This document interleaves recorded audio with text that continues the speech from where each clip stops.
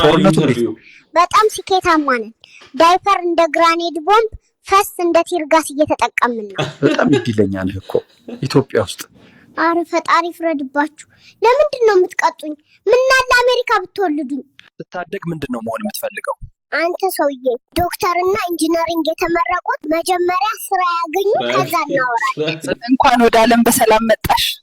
አረ መልሱኝ ጾህ ቤተሰቦቼ የመጨረሻ ደሃ እንደሆኑ ገና ሰምቻለሁ። ቤተሰቦችን ትወዳለህ? መውደድ ብቻ እንደውም ደጋግሜ ቢወለድላቸው አይቆጨኝም። ከእናትና ከአባት ማንን ነው የምትወደው? ማንንም ለገንዘባቸው የቀረብኳቸው። እንዴት ነው ባባ? ገነት በለው። በተለይ ሴቶች ሳልጠይቃቸው ነው ቅፍ አድርጎ የሚስሙኝ። ማሙሽ ምን ሆነ ነው? ውርዬ What happened to Uriye? ሚያው አለች።